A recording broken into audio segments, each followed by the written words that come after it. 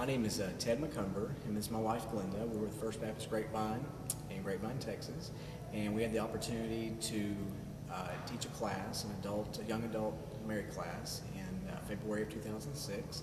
And when we first started, there were, I believe there was 36 or 32 on the roll, 16 about average coming to Sunday school, and in about 10 months' time, we are averaging about 33 in attendance, and we have 70 on the roll.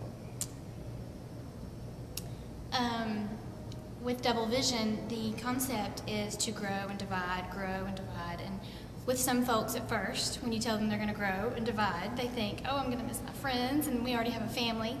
But as soon as they realized that they're going to be touching lives and saving souls, they all came on board and got excited, and everybody's lives have been changed since we have done our Grow and Divide, and we're hoping to grow and divide more.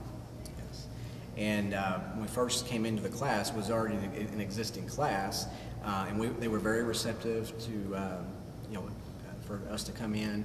And obviously, it took some people to, move out of their class and come join our class.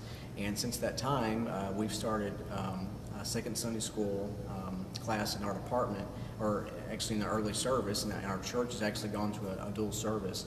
And they started another young adult class. We actually have 3 classes now that people can go to. So, and as far as, the things we've learned from Josh Hunt is that, one of the things I have learned is that the more people that come to the class, the less it is that they, Get close and maybe kind of share things.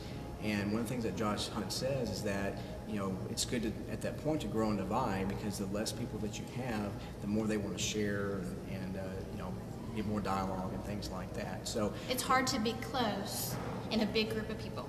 Yes, and what happens with that is that as those people go on and hopefully start their own classes, you go out and get more prospects, and it makes you, hungry to get more prospects and fill those seats that are empty at that time. As far as the blessings that we've received from this, it's just amazing how our class, or our Sunday school group, has just really stepped up, and we've seen their spiritual maturity and wanting to, to grow and divide and just grab onto this concept and really stepping up, because it's a hard thing to do. As Glenda was saying, I mean, every church probably wants to grow, and I mean, they probably, there's no church that probably doesn't want to grow in some point, but when you get used to your group, your family, it's hard to divide. And so people have really stepped up, and we've seen some great spiritual maturity. And actually, this is not a new concept, because in Matthew chapter 28 with the Great Commission, this is not new. This is something that the early church had to do. They grew and divide. The day of Pentecost, there was 3,000 people who came to be saved, and those 3,000 people went out, and then there was even more. And so it's really not a new concept. It's a very old concept that's from our Bible that we're called to do.